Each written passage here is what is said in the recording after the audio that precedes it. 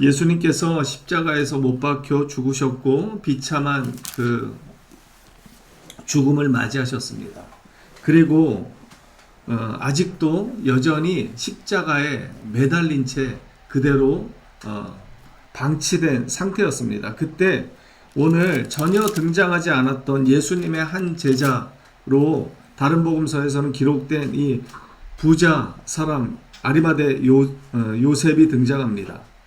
자, 57절에 보면 저물었을 때 아리마대의 부자 요셉이라는 사람이 왔으니 그도 예수의 제자라 이렇게 기록하고 있습니다. 그러면서 58절에 보면 빌라도에게 가서 예수의 시체를 달라고 합니다. 대단히 어려운 일이죠. 왜냐하면 뒤에 보면 그가 어떤 사람이냐고 기록하고 있냐면 그는 사내들인 공회의 회원이었다. 이제 다른 복음서에서는 이렇게 기록하고 있습니다.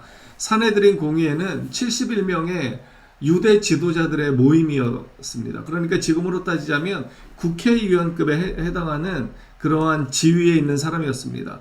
그래서 당시에 이 유대 종교 지도자들이 모여서 예수님을 십자가에 못 박자 그들이 결의를 했기 때문에 사실은 그 결의된 회의의 회원 중에 한 사람이었던 이 아리마대 사람 요셉이 지금 빌라도를 찾아왔다는 것 자체가 대단히 어려운 일입니다. 왜냐하면 요한복음 18장 28절은요 우리에게 뭐라고 증거하고 있냐면 그 예수님이 빌라도의 관정에 이렇게 끌려갔을 때 이 유대 사람들이 그 관정에는 들어가지 못합니다. 왜냐하면 그때가 이제 안식일을 준비하는 단계였기 때문에 안식일 준비일에는 이방인과 접촉을 금하고 있는 것이 율법이었습니다. 그래서 요한복음 18장 28절에 보면 그들이 예수를 가야바에게서 관정으로 끌고 가니 새벽이라 그들은 더럽힘을 받지 아니하고 유월절 잔치를 먹고자 하여 관정에 들어가지 아니하더라. 이것이 유대의 법이었습니다. 그런데 사내들인 공회의 일원이었던 이 부자 요셉이 예수님의 시체가 그대로 지금 십자가에 달려있는 상태에서 빌라도는 분명히 총독이었지만 그럼에도 불구하고 그는 명백한 이방인 중에 이방인이었습니다. 그런데 이 준비일 다음 날이라고 하는 것은요.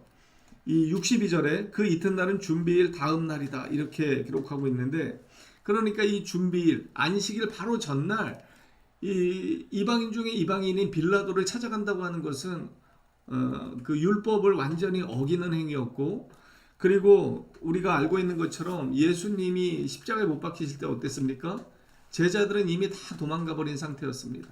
그리고 당시에 예수님을 향한 증오가 가장 증폭되었을 때였기 때문에 사실 예수님의 시체를 함부로 달라고 하거나 그 시체를 이렇게 처리하다가는 어마어마한 고난 가운데 그가 처할 수도 있었던 상황입니다.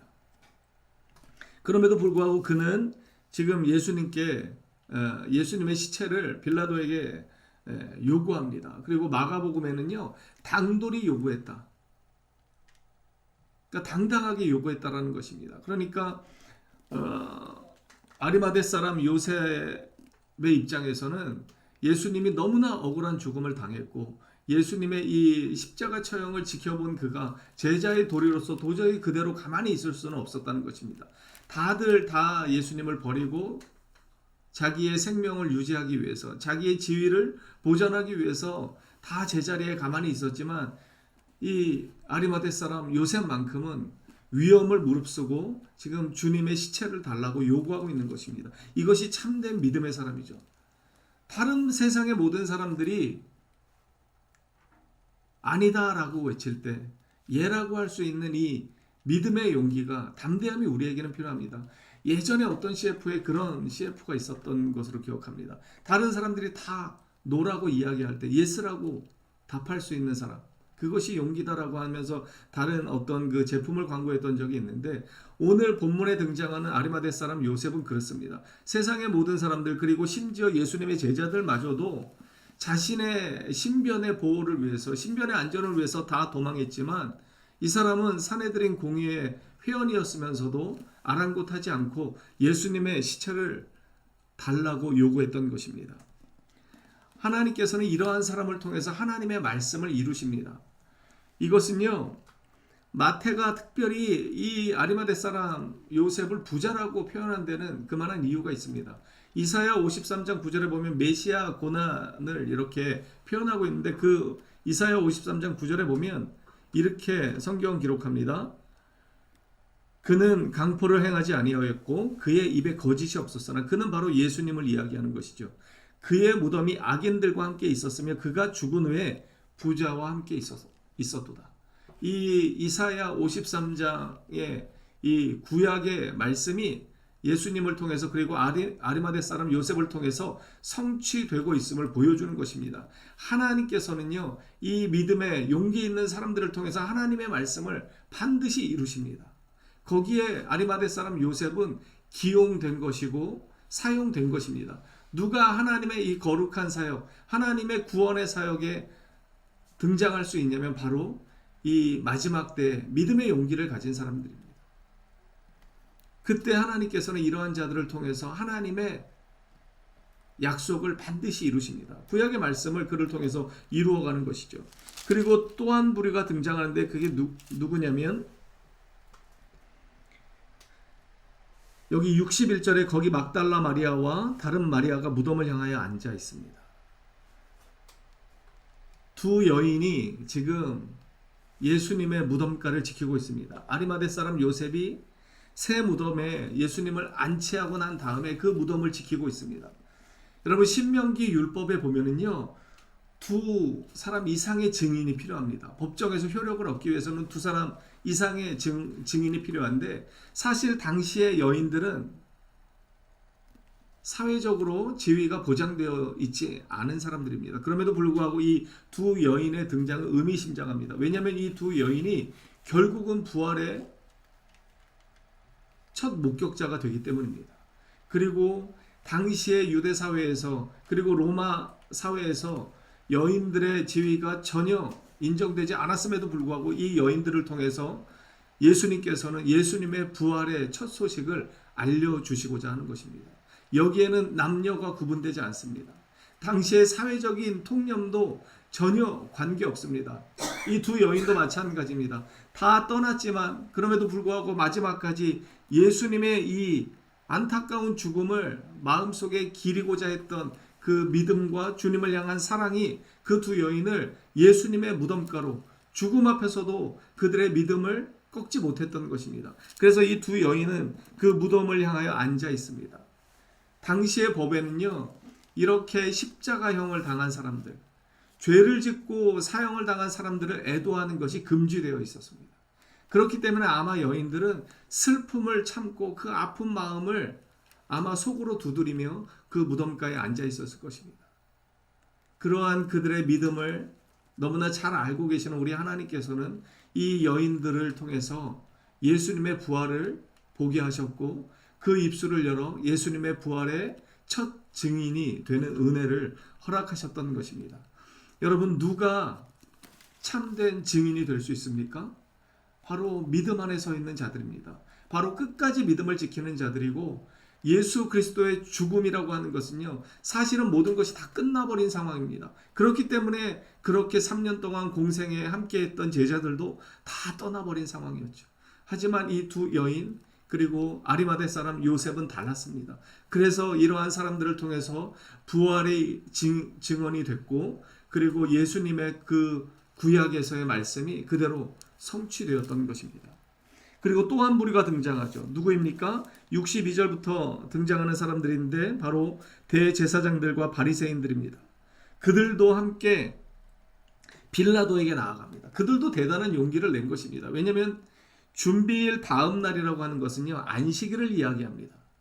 당시의 안식일은 가장 거룩한 날이었습니다.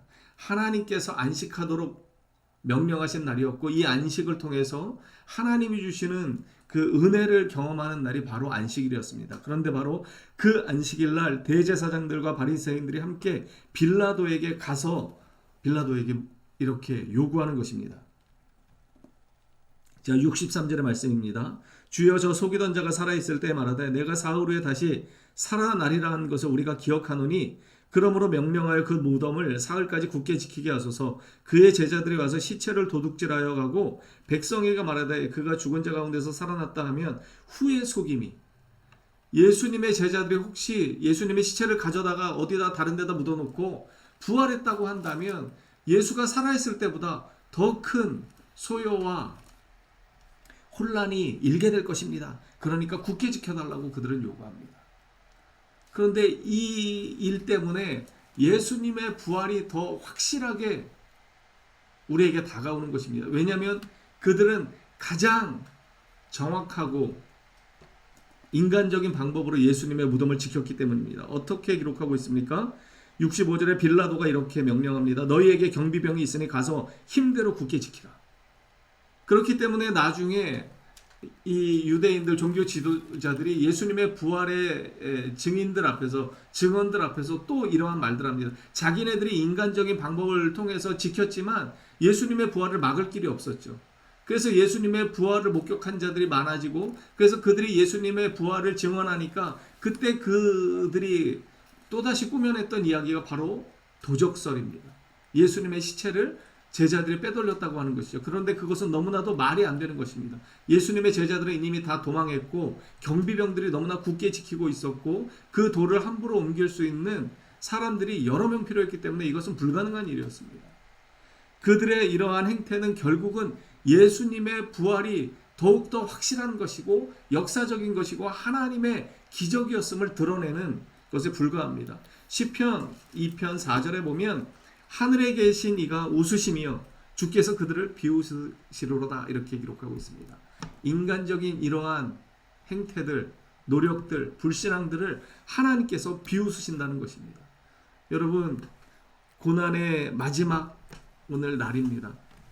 죽음 앞에서도 두려워 떨지 않고 예수님의 시체를 당당히 요구했던 아리마대 사람 요셉처럼 그리고 그 슬픔과 주님을 향한 사랑을 감추지 못하고 사회적인 냉대 속에서도 예수님의 그 무덤가를 지켰던 두 여인처럼 우리가 끝까지 믿음을 지키는 자로 살아갔으면 좋겠습니다. 바로 하나님께서는 그러한 자들을 통해서 믿음에 담대한 자들, 용기 있는 자들을 통해서 하나님의 놀라운 구속의 역사를 계속해서 써내려 가실 것입니다. 저와 여러분이 그런 하나님의 구원 사역 가운데 등용되는 믿음의 일꾼들 되시기를 주님의 이름으로 축복합니다.